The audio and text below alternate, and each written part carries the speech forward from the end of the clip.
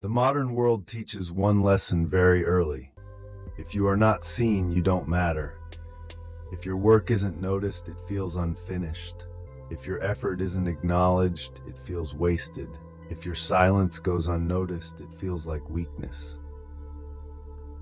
So we learn to announce ourselves, to explain, to show progress, to prove worth. But there is another kind of power, one that doesn't need witnesses.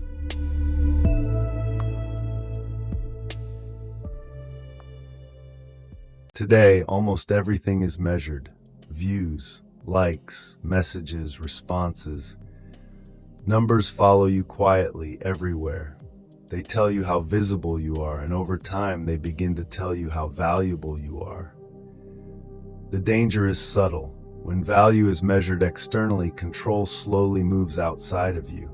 You begin to adjust your behavior, not toward what matters, but toward what performs.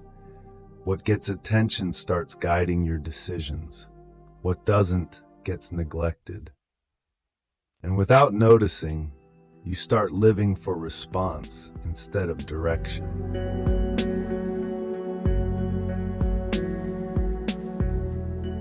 Wanting to be seen is human. Needing to be seen is a trap. Because once your sense of power depends on visibility, you become predictable. You speak when silence would serve you. You react when patience would protect you. You explain when presence would be enough. Visibility creates pressure. Pressure creates performance. Performance slowly replaces mastery. You begin to confuse movement with progress, noise with impact, recognition with strength. And the more you chase visibility, the less control you feel when it disappears.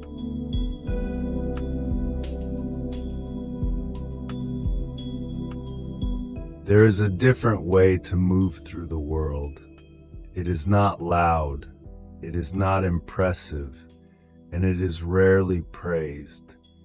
It is the ability to act without needing to be acknowledged, to improve without announcing progress, to hold your ground without explaining yourself. This kind of power is uncomfortable at first because it doesn't feed the ego.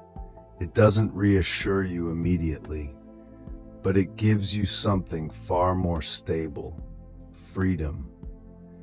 When you stop needing to be seen, you stop needing permission.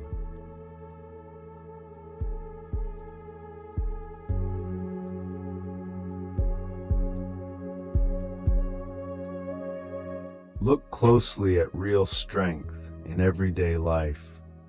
It is rarely the loudest voice in the room, rarely the most reactive, rarely the one demanding attention. It is the person who stays composed under pressure, the one who listens more than they speak, the one who doesn't rush to be understood. Quiet power shows up as reliability, as clarity, as consistency.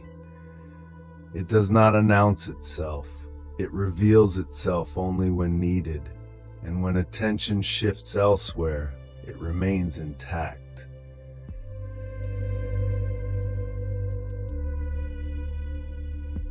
This is important. Choosing not to be seen is not the same as hiding. It is not fear. It is not withdrawal. It is selectivity. You decide when your voice matters. You decide when your effort is revealed. You decide when engagement is worth the cost. Invisibility becomes a position of control. Not because you avoid judgment, but because you are no longer shaped by it.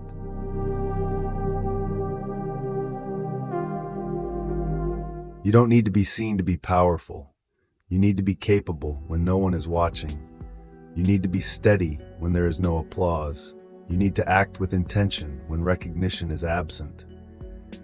Because the strongest form of power is knowing who you are without waiting for the world to confirm it. Silence does not erase you. It sharpens you. And when you finally choose to step forward, you won't need to announce it. It will be felt.